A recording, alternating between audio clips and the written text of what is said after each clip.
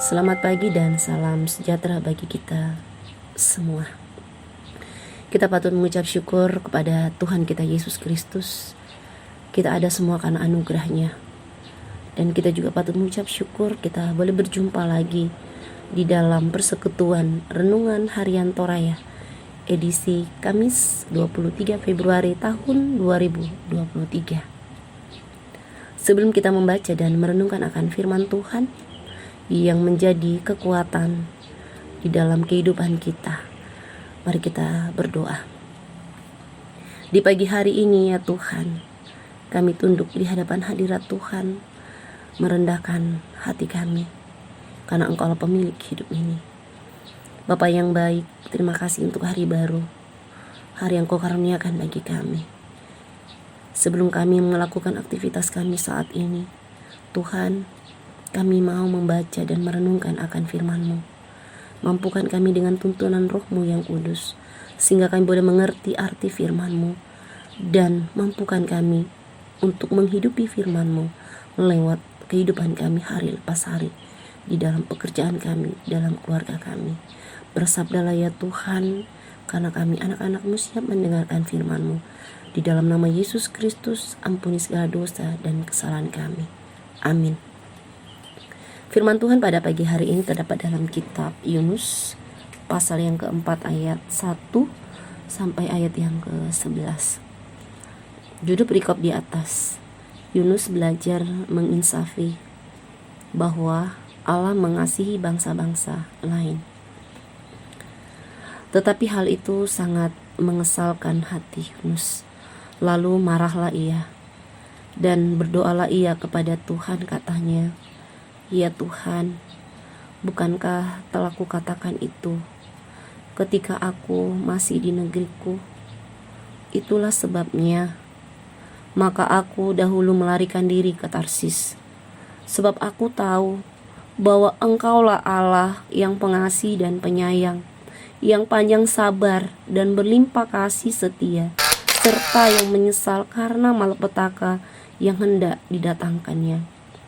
Jadi sekarang ya Tuhan, cabutlah kiranya nyawaku, karena lebih baik aku mati daripada hidup." Tetapi firman Tuhan, "Layakkah engkau marah?" Yunus telah keluar meninggalkan kota itu dan tinggal di sebelah timurnya. Ia mendirikan di situ sebuah pondok, dan ia duduk di bawah naungannya menantikan apa yang akan terjadi atas kota itu. Lalu atas penentuan Tuhan Allah tumbuhlah sebatang pohon jarak melampaui kepala Yunus untuk menaunginya, agar ia terhibur daripada kekesalan hatinya. Yunus sangat bersuka cita karena pohon jarak itu.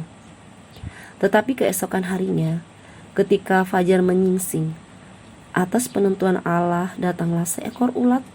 Ia menggerek pohon jarak itu sehingga layu. Segera sesudah matahari terbit, maka atas penentuan Allah bertiuplah angin timur yang panas terik, sehingga sinar matahari menyakiti kepala Yunus. Lalu rebahlah ia lesu dan berharap supaya mati, katanya, "Lebih baiklah aku mati daripada hidup." Tetapi berfirmanlah Allah kepada Yunus, "Layakkah engkau marah karena pohon jara itu?" Jawabnya, "Selayaknya lah aku marah sampai mati." Lalu Allah berfirman, "Engkau sayang kepada pohon jara itu, yang untuknya sedikit pun engkau tidak berjerih payah, dan yang tidak engkau tumbuhkan, yang tumbuh dalam satu malam dan binasa dalam satu malam pula. Bagaimana tidak aku akan sayang kepada Niniwe, kota yang besar itu, yang berpenduduk lebih dari 120.000 orang, yang semuanya tak tahu membedakan tangan kanan dari tangan kiri, dengan ternaknya yang banyak." Sampai sedemikianlah firman Tuhan. Dikatakan berbahagialah kita yang mendengarkan firman-Nya dan melakukan firman itu dalam kehidupan kita hari lepas hari. Judul renungan kita pada pagi hari ini, rancanganmu bukan rancanganku. Dalam bahasa Toraja, Ia tu pak tangaranmu, tang susi, pak tangaranku. Saudara yang dikasih Tuhan, seorang bapak mengamuk di pengadilan ketika hakim menjatuhkan vonis tidak sesuai yang diharapkan. Vonis 15 tahun penjara dianggap tidak sebanding dengan kejahatan yang dilakukan terdakwa yang telah membunuh anaknya. Hukuman yang setimpal menurutnya adalah hukuman mati. Di dalam pembacaan kita, Yunus adalah seorang pemarah. Ia ingin melihat Niniwe hancur, sama seperti cerita anak yang hilang. Ketika ia kembali, saudaranya berharap supaya ayahnya tidak menerimanya kembali. Yunus tidak sepenuhnya berserah kepada Tuhan.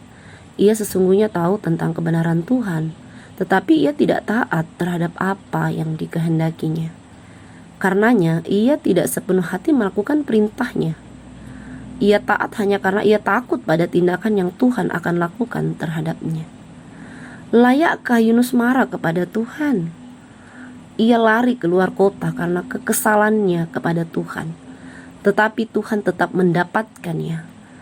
Tuhan tidak menginginkan Yunus dikuasai kekesalan dan amarahnya. Ia terus diingatkan bahwa rancangan Tuhan tidak seperti rancangan manusia. Sebab aku ini mengetahui rancangan-rancangan apa yang ada padaku mengenai kamu, demikianlah firman Tuhan, yaitu rancangan damai sejahtera dan bukan rancangan kecelakaan, untuk memberikan kepadamu hari depan yang penuh harapan. Saudara-saudara, Tuhan sungguh murah hati kepada orang-orang berdosa dan yang terhilang.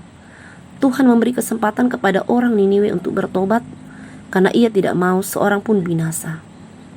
Tetapi ia menghendaki supaya semua orang diselamatkan. Karena itu, datanglah kepadanya dan bertobatlah. Ia akan mengampuni dan menyelamatkan. Amin. Mari kita berdoa. Bapa yang baik, kami mengucap syukur atas segala anugerah-Mu.